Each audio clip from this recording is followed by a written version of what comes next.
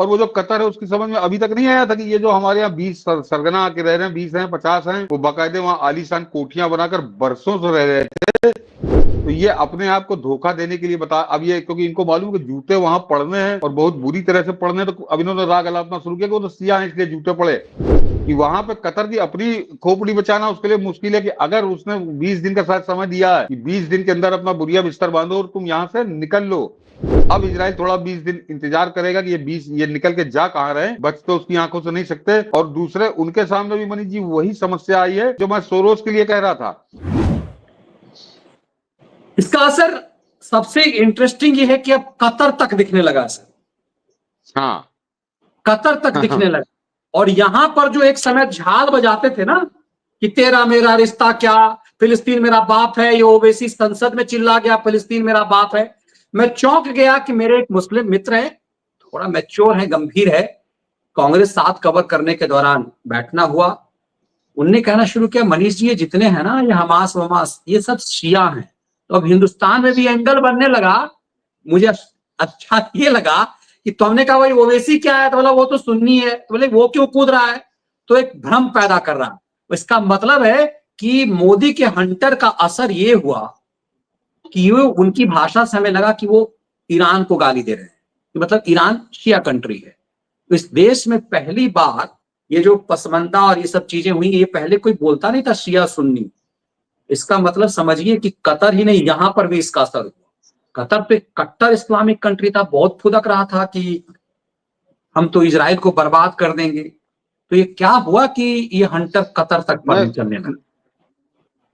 नहीं मनीष जी, वो क्यों कह रहे थे सिया और सुन्नी, ये समीकरण आपको क्यों समझा रहे थे ये वही जाने, बाकी कुछ नहीं। वहां पे सबसे खास बात ये था कि इस्लामी है। और वो जो कतर है उसकी समझ में अभी तक नहीं आया था कि ये जो हमारे यहाँ 20 सरगना आके रह रहे हैं, 20 हैं, 50 हैं, वो बाकायदे वहाँ आलीशान कोठियां बनाकर बरसों से रह रहे थे। पिछले 10-15 साल से अड्डा था उनका कतर में। तब कतर के नहीं समझ में आया था कि ये सिया हैं। तो तब वो मुसलमान थे, तब वो सिया नहीं थे, न सिया थे न सुन्नी थे। तो ये अपने आप को धोखा देने के लिए बता, अब ये क्योंकि इनको मालूम है कि जूते वहां पड़ने हैं और बहुत बुरी तरह से पड़ने, तो अब इन्होंने राग अलापना शुरू किया कि वो तो सिया है इसलिए जूते पड़े। 15 साल से जूते क्यों नहीं पड़ रहे थे, तो ये कोई मतलब नहीं। अब वो जरा अब समझिए कि वहां पे कतर की अपनी खोपड़ी बचाना उसके लिए मुश्किल है कि अगर उसने 20 दिन का शायद समय दिया है कि 20 दिन के अंदर अपना बुरिया बिस्तर बांधो और तुम यहां से निकल लो।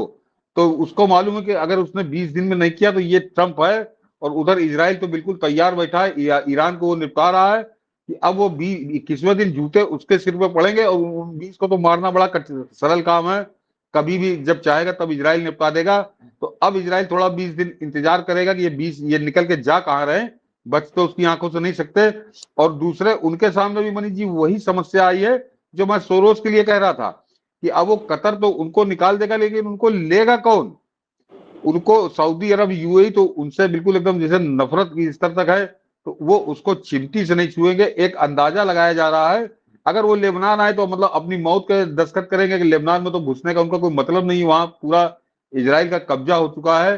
तो एक एक जो बड़ी उम्मीद कर रहे हैं कुछ उसी तरह के लोग जो सिया और सुन्नी वाला राग समझा रहे हैं कि संभवतः वो तुर्की जाएंगे, कतर से निकलकर वो अपना ठिकाना तुर्की जाएंगे। तो वो मैं बता दूं कि एर्दोगान जो है वो भी अपना पल्ला झाड़ रहा है। और वो अब की उसने यूएन में भारत के कश्मीर का कहीं जिक्र नहीं किया। उसके बाद वो पहुंच गया था मुझको कि ब्रिक्स में शामिल कर लो।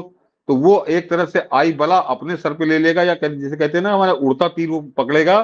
तो उड़ता तीर एर्दोगान भी नहीं पकड़ेगा।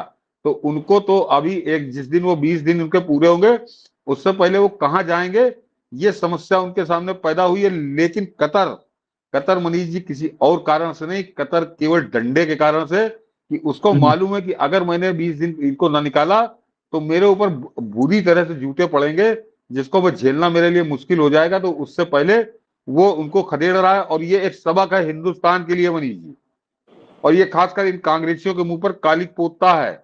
मैं अब बताता हूं मनीष जी की एक आदमी जो हिंदुस्तान में 125 से ज्यादा मुकदमे जिसके ऊपर थे और उन मुकदमों में उसकी सजा सुनाने की नौबत आ गई थी, वो भागकर उसने कतर में शरण ली थी।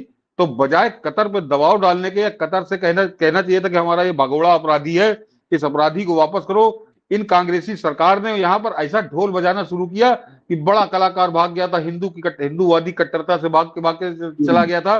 वो MF हुसैन वो जाकर कतर में रहा था, जिस जो कट्टर इस्लामी देश है, जहां पर आपकी एक एक चीज निगरानी में रहती है और आपको बहुत सोच समझ के बोलना पड़ता है कि कहीं कुछ उल्टा सीधा बोल दिया तो सीधे फांसी में लटका दिए जाएंगे। वो वहां जाके बड़े सुकून से रह रहा था और हिंदुस्तान में कहेगा मैं तो हिंदू कट्टरपंथियों की वजह से मुझको भारत छोड़ना पड़ा। और वो बेशर्म कांग्रेसी सरकार, मैं बता रहा हूं बेशर्म कांग्रेसी सरकार, कि उसने एक बार भी नहीं कहा कि ये भगोड़ा अपराधी है और उसके ऊपर 100 से ज्यादा मुकदमे हैं, अलग अलग केस थे उसके ऊपर। वो देवी देवताओं के नंगे चित्र बना के यहाँ पे नीलाम करता था, क्योंकि उसके साथ वो कांग्रेसी सरकार, कांग्रेसी नेता उसके साथ पार्टनर थी, वो नफीसा अली। वो बाकायदे कनाट प्लेस में उसने उसकी प्रदर्शनी लगाई थी देवी देवताओं के नंगे चित्रों की।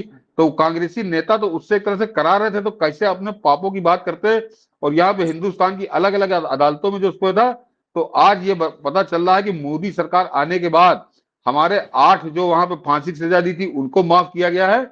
और किस तरह से वहां पे अब जूता चल रहा है फिलिस्तीन के जो वहां पे 15 साल से डटे हुए थे, और एक वो कांग्रेसी थे कि हमारे भगोड़े अपराधी को कतर वहां शरण दिए रहा, और इनके मुंह से बोल नहीं फूटा कांग्रेसियों के कि ये हमारे यहाँ का भगोड़ा अपराधी है, इसको हमें वापस करो। उसके बजाय ये कांग्रेसी और ये तथाकथित वामपंथी, इनको क्या मेरे मुंह से निकलेगा, ये किस तरह से उसका महिमा मंडन करते थे। और आज भी पूरी बेशर्मी के साथ उसको बताते कि बड़ा महान कलाकार था और दुनिया का बड़ा महान कलाकार था, और उसको यहाँ पे कट्टरपंथियों की वजह छोड़, कट्टरपंथियों से नहीं, वो 125 मुकदमों में उसको होती सजा, क्योंकि सारे ठोस सबूत थे, इसलिए वो अपनी जान बचा के यहाँ से भागा था, और उससे उसको हम मांग नहीं सके। तो आज बदला हुआ मौसम ये बता रहा है कि पिछली सरकार कितनी कायर थी, कितनी नपुंसक सरकार थी, और अब कैसी सरकार है। बिल्कुल, और इसीलिए हम सब मैं पिछली और अगली सरकार की बात इसलिए कर रहा हूँ क्योंकि आप केवल हमास का मत करिए, वो जो 8 छोड़े गए थे जिनको फांसी की सजा हुई थी, और ये बता दूं कि उसके बाद 6-7 पाकिस्तानियों को वहां सजा हुई और वो लटका दिए गए। वहां पे कतर ने उसके बाद उनको सजा दी, उसके बाद वो लटका दिए गए। पाकिस्तान में बड़ी चर्चा उसकी होती है कि हमारे आदमी को सजा सुना के लटका दिया, और हिंदुस्तान अपने 8 जो उनके थे उनको छुड़ाकर वापस ले गया। तो ये सरकारों का दम होता है, और ये मोदी बता रहे हैं कि कितनी दमदार सरकार है उनकी। वास्तव में 56 इंच की ही सरकार है।